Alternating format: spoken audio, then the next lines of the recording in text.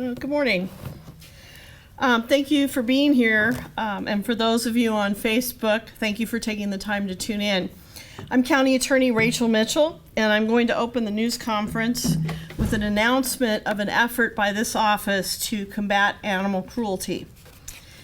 As you know, I am a believer in the broken windows approach to reducing crime.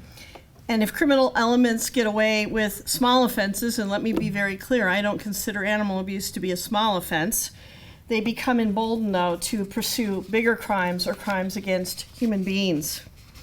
Think about Chicago, Portland, Los Angeles, San Francisco, all cities where prosecutors ignored misdemeanors and low-level felonies and allowed crime to spiral out of control. Those cities have become unlivable. Keeping Maricopa County safe means addressing crime at every level, and today I am announcing an effort to address animal cruelty. Over the years, the Maricopa County Attorney's Office has been a national leader in prosecuting crimes against animals. Prosecutor Casey Mundell has been focused on these cases for years and is sought after nationally to speak. He's leaving our office because he was honored to be appointed as a judge, but I want his efforts to continue. So I have hired a seasoned prosecutor to take on these cases and ensure justice for this very special group of victims, the four-legged variety. A specialized investigator will also be joining my office in the coming weeks to ensure coordination with law enforcement to support the investigation and therefore the successful prosecution of these cases. There are extensive studies that show animal cruelty is a gateway to crime. The U.S. Department of Justice has called on prosecution offices to recognize that animal cruelty crimes can serve as a precursor to more violent crimes and a co-occurring crime of other types of offenses. This includes domestic violence, violent crime, and elder abuse. And from my experience as a sex crimes prosecutor for 25 years, I can certainly tell you that those are linked. Animal cruelty committed by juveniles can also be a red flag that they themselves may have suffered physical, psychological, or emotional abuse. 20% of intentional animal cruelty crimes co-occur with other types of crimes. The Animal Welfare Institute and Department of Justice have established that crime most frequently co-occurring with animal cruelty were similarly violent, including both fatal and non-fatal assault, sexual assault, domestic violence, and robbery. In Maricopa County, cases involving animal cruelty regularly include other crimes. And just to give you some numbers, in 2020, we had 34 cases. In 2021, we had 38. And so far in 2022, we have had 44. And these cases encompass a variety of other offenses, some which you may not expect. They include other offenses such as taking the identity of another, to aggravated assault, to armed robbery, to arson. That's just a few. So whether it's keeping dangerous sex offenders out of our neighborhoods, drug dealers out of our schools, or prosecuting animal cruelty, I am not willing to look the other way. I am not willing to ignore the law and let the ripple of offenses become a tidal wave of dangerous crimes. Here now to briefly discuss the impact of animal cruelty as it relates to domestic violence is Myriah Mhoon from the New Life Center. Myriah sees firsthand how abusers target a victim's beloved pet and why holding these offenders accountable for all of their violent behavior is critical. Myriah? Good morning, everyone. I want to first thank County Attorney Mitchell for allowing me to speak today on behalf of survivors of domestic violence and sexual violence. I serve as the CEO of New Life Center, the largest domestic violence shelter in the state of Arizona. Our team works hard to ensure that survivors of domestic violence and sexual violence are able to rebuild their lives. Some may ask why I was asked to speak today on the topic around animal abuse. Our 104-bed shelter can accommodate families up to 12 and now allows animals to come into shelter with their human family members. Stated simply, people who hurt animals don't stop with animals. There is a strong link between cruelty to animals and cruelty to humans.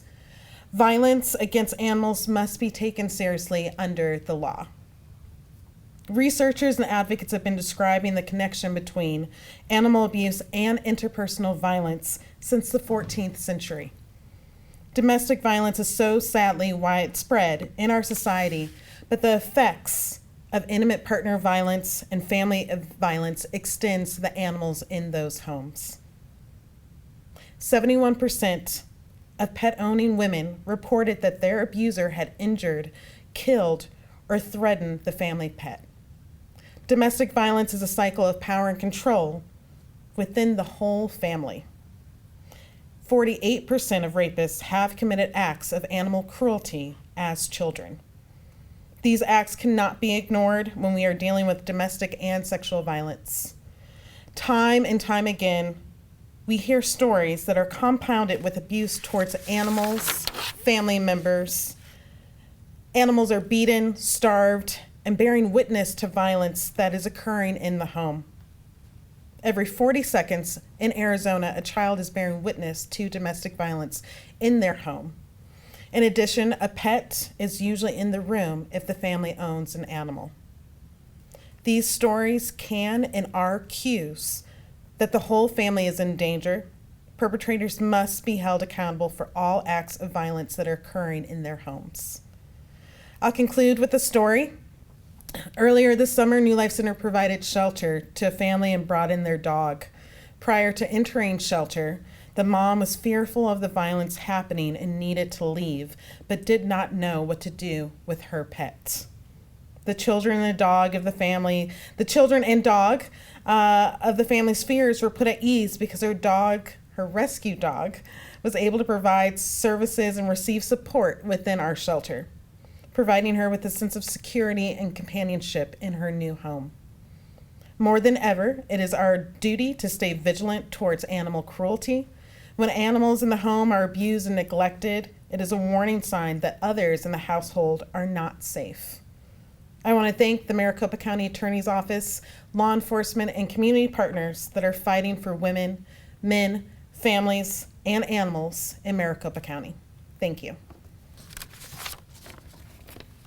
Thank you, Myriah, and thank New Life Center. It is wonderful to have a shelter that allows people to bring their pets. I remember when I was a line attorney in sex crimes that we had family members that were abusing a young girl, and she was found, she had run away from home and she had taken her pet with her, a dog, a beagle, and it was difficult to find a place to put her that could take the beagle, but we did. So I'm so glad you guys do that. So with that, any questions related to that or any other cases? Yes, ma'am. Since I'm the only one.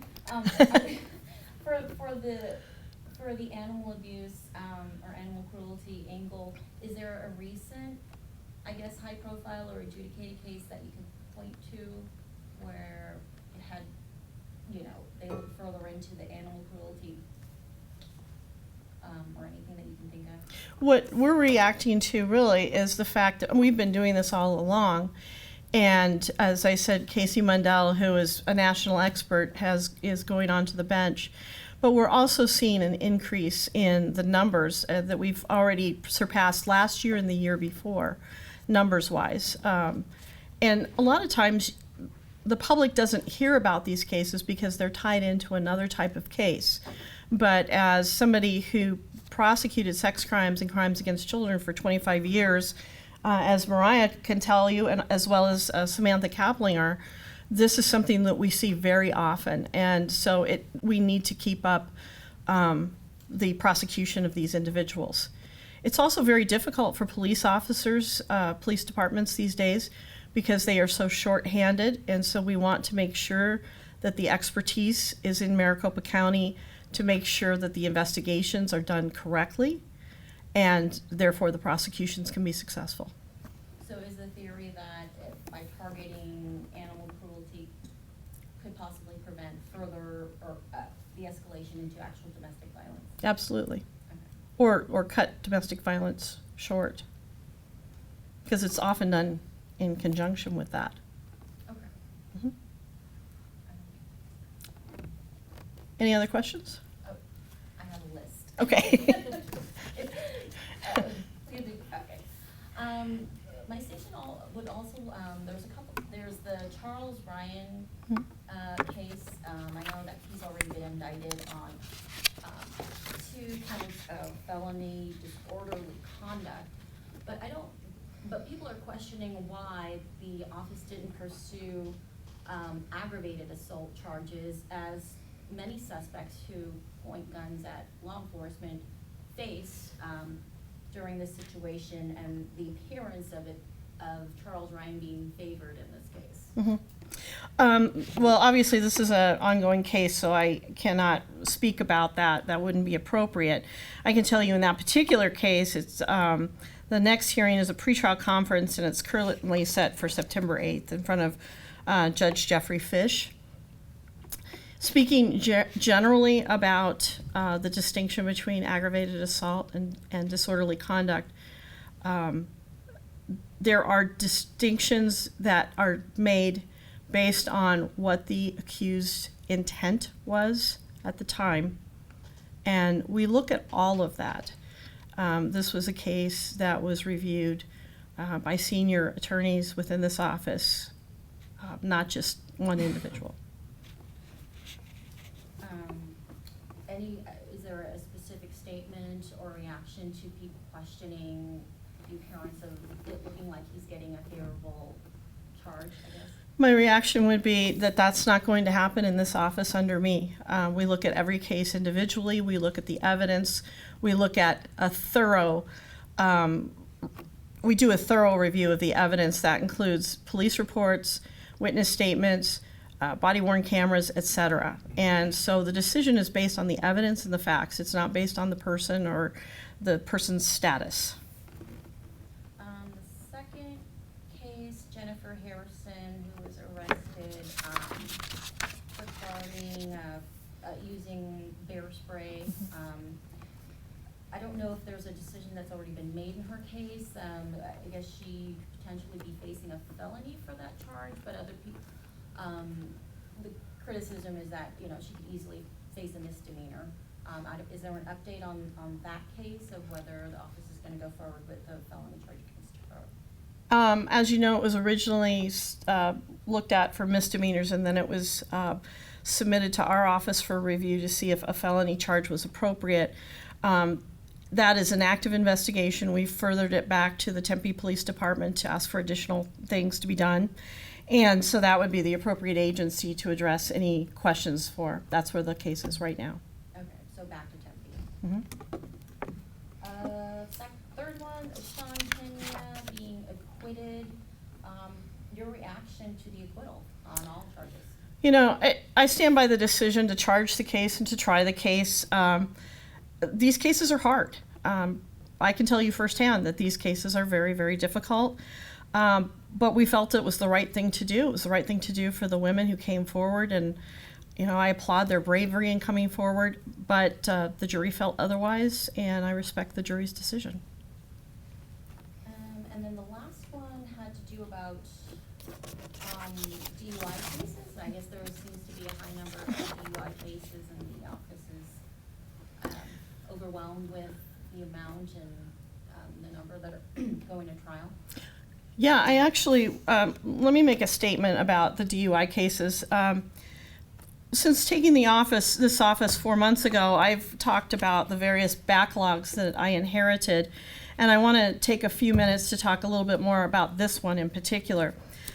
As everybody knows, the criminal justice system has several components. In every jurisdiction, the prosecutor's office functions as a spigot for the system. Cases are submitted by law enforcement, and by statute, we have to review every case that comes through our doors.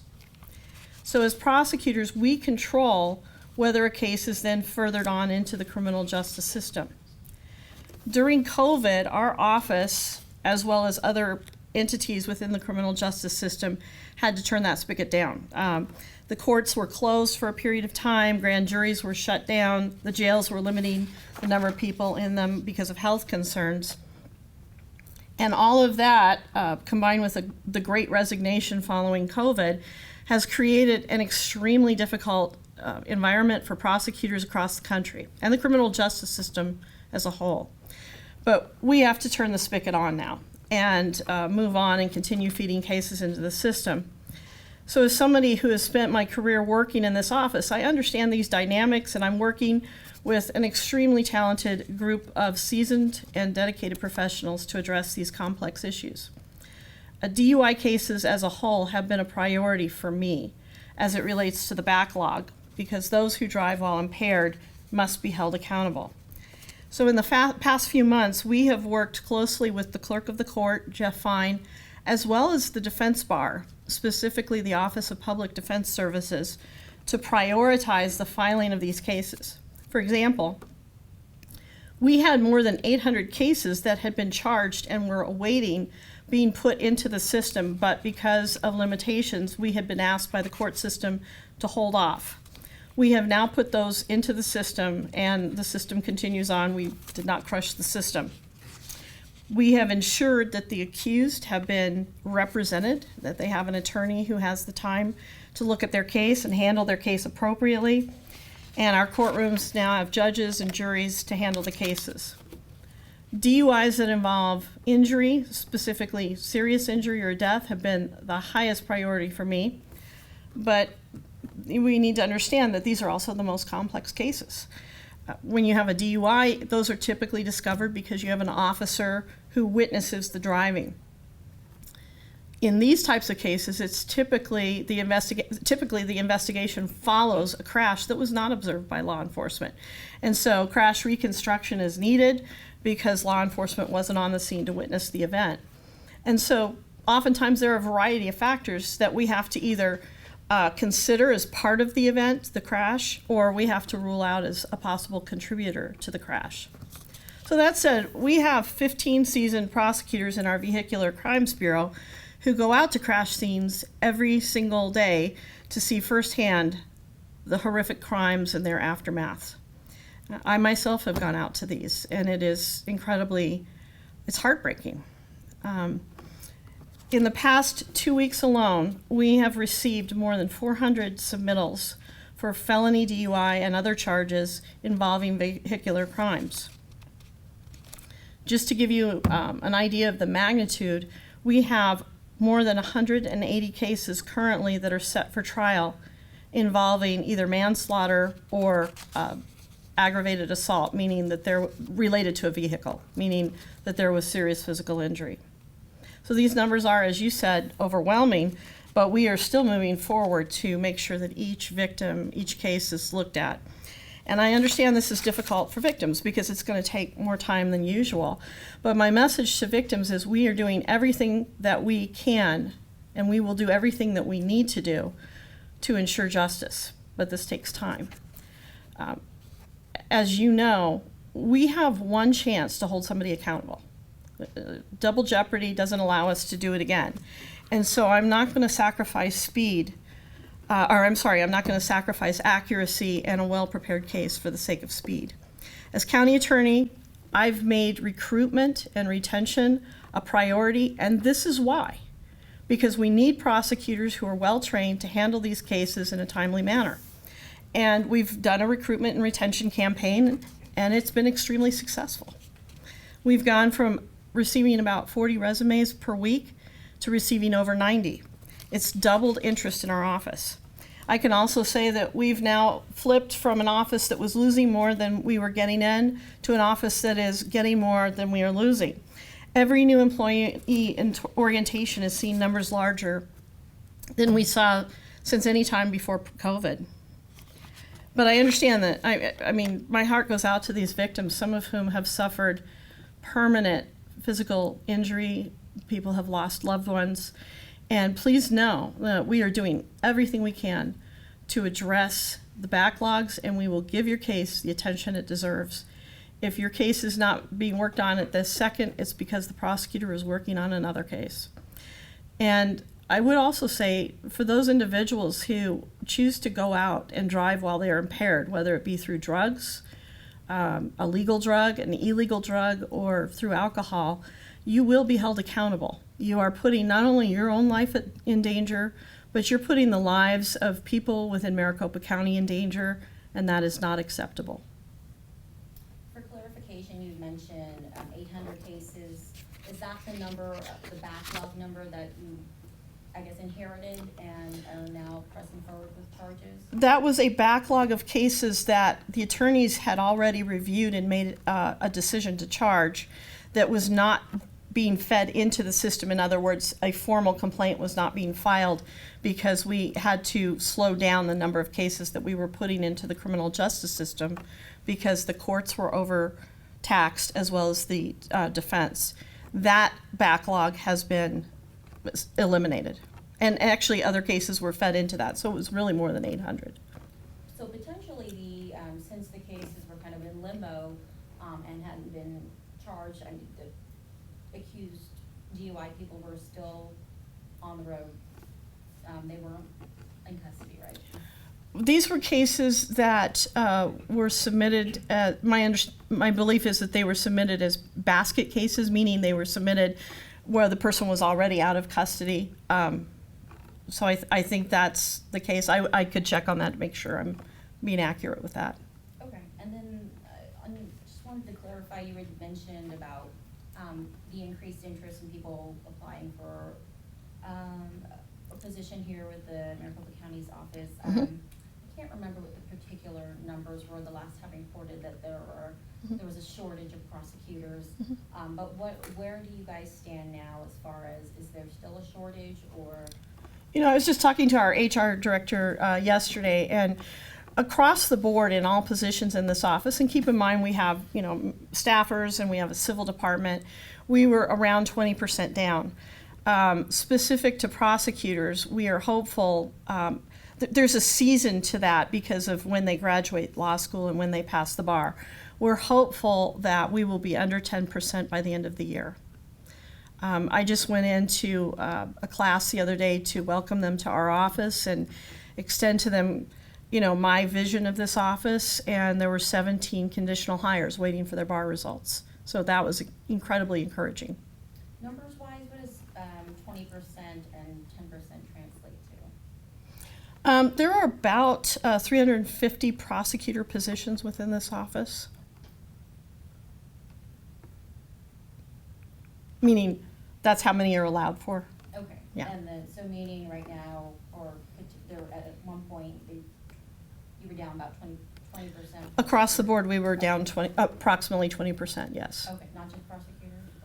Or just Across the board, the office was down about 20% in the totality of the positions within this office. okay. That's all I have. Okay.